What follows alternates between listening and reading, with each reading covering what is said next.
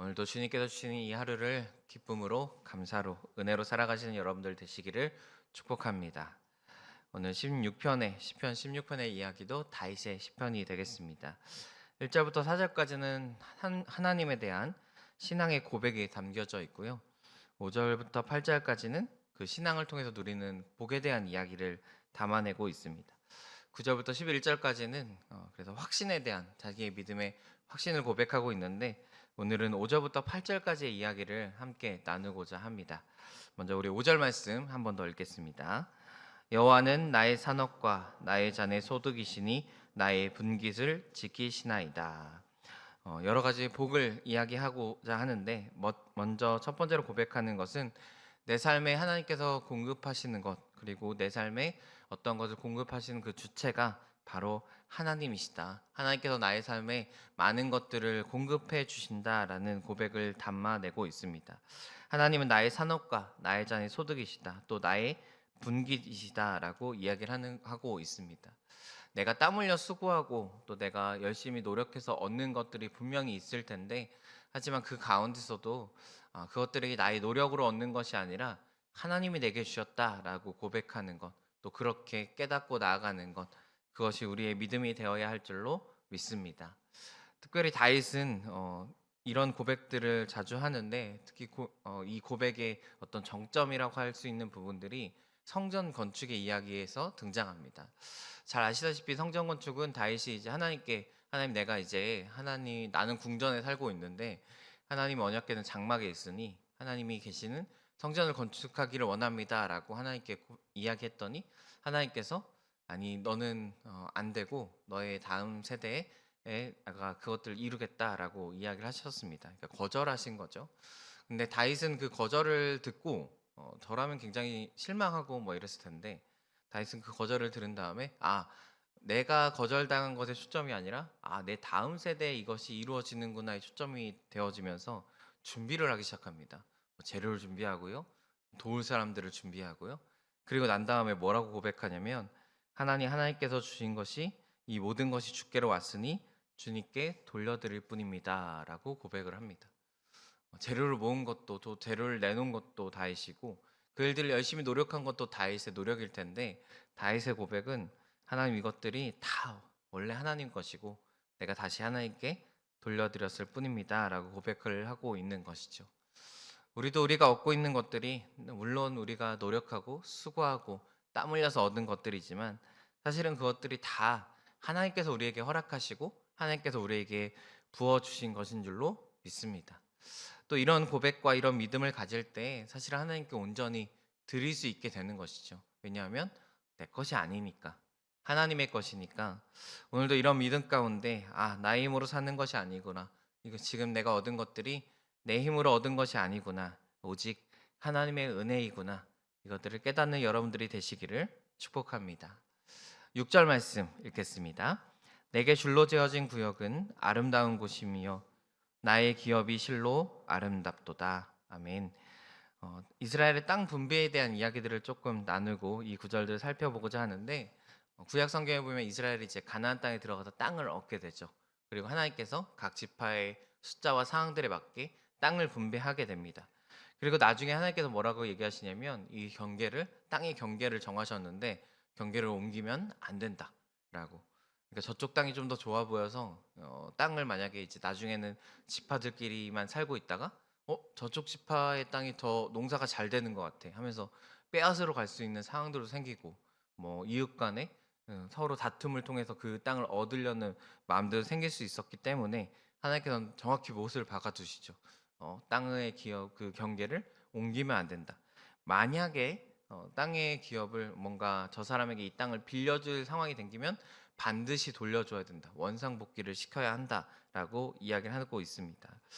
오늘 이 말씀에 보면은 내게 줄로 재어진 구역은 아름다운 곳이다라고 고백합니다. 그러니까 다윗의 입장에서 보면 다윗의 구역이나 기업은 당시에 어떤 예루살렘이나 혹은 다윗이 통치했던 이스라엘 전역을 이야기할 수 있겠죠. 통치자로서 하나님 이 정도의 땅을 내게 주심에 감사합니다라는 고백을 담을 수도 있지만, 사실 우리는 역사적으로 볼 때 어떤 통치자가 나 이 정도 땅을 얻었으니까 만족합니다라고 멈춘 통치하는 사실은 없지 않습니까? 땅은 많을수록 좋고 요즘 시대 땅은 더 많을수록 훨씬 더 좋은 상황들이 되겠죠. 오늘 이 말씀을 이렇게 바꿔 생각하면 좀 더 와닿습니다. 내게 주신 것에 대한 가치를 생각하는 구절. 하나님께서 내게 허락하신 것에 만족하는 삶. 이런 삶으로 생각하면서 구절을 다시 읽어보면 하나님 내게 주신 구역이 아름다운 곳입니다. 하나님 내게 안 주신 것도 참 많잖아요.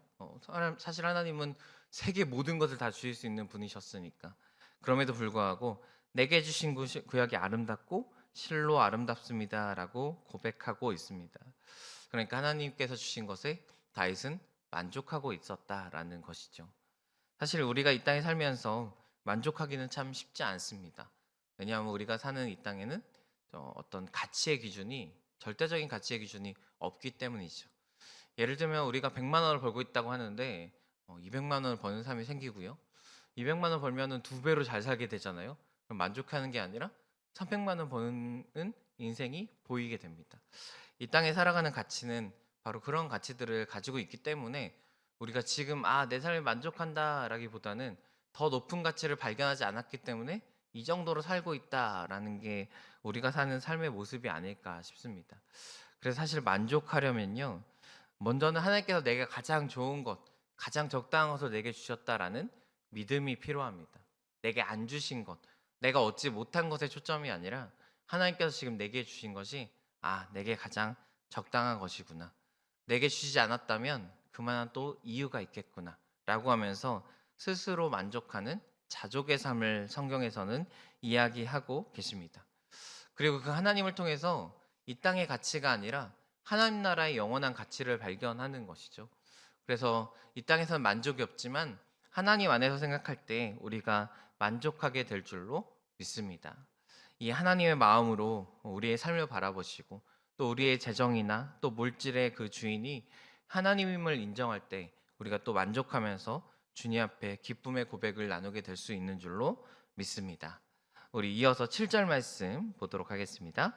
나를 훈계하신 여호와를 송축할지라 밤마다 내 양심이 나를 교훈하도다. 7절 말씀에서는 하나님께서 다윗을 훈계하신 모습들을 발견하게 됩니다. 우리 다윗 시편을 나누면서 다윗의 시편이 얼마나 많은지를 다시 한번 느끼게 되는데 하나님께서는 다윗을 그냥 오냐오냐 이렇게 인도하신 게 아니라 때로는 굉장히 따끔한 질책과 훈계로 다윗을 인도하셨다라는 것을 보게 되어지죠. 특별히 밧세바의 사건 속에서 다윗의 훈계는 굉장히 따끔하게 무섭게 다가오게 됩니다. 부모가 자녀를 키울 때 모든 것을 용납하는 부모는 결코 좋은 부모가 아니겠죠.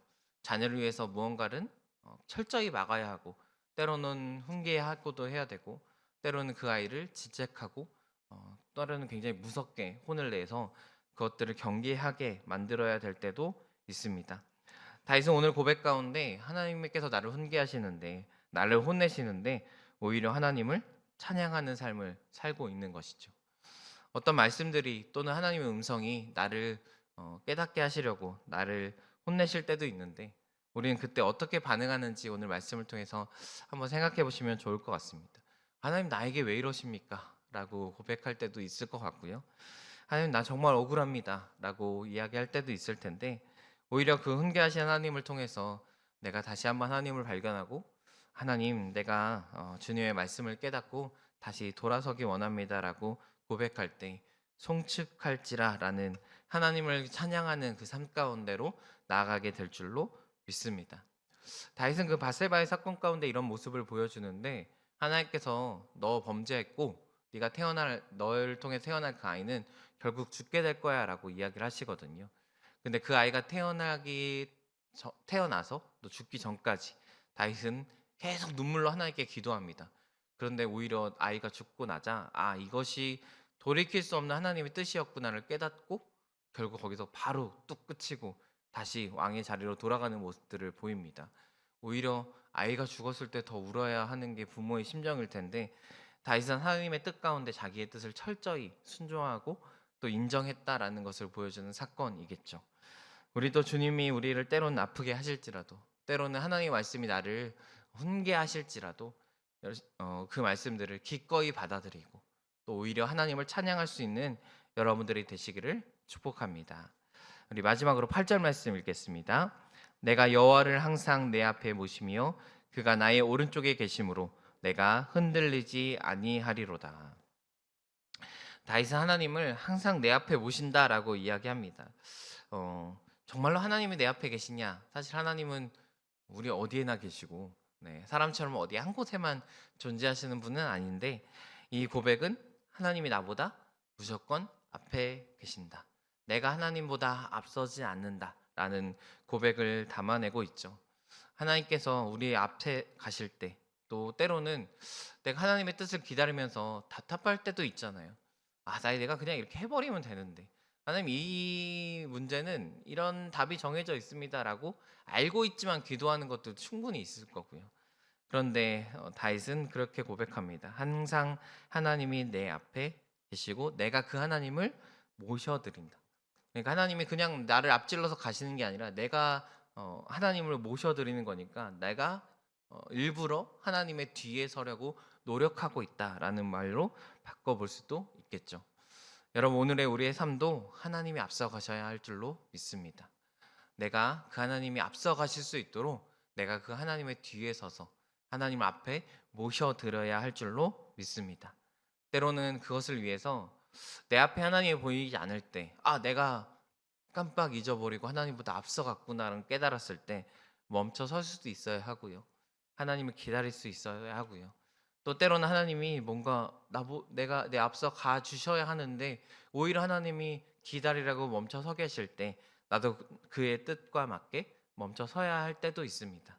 하지만 그 뜻이 옳은 줄로 믿고 그 하나님의 인도하심이 가장 바른 길임을 믿고 오늘도 그 주님의 뒤를 따라 나아가시는 여러분들이 되시기를 축복합니다.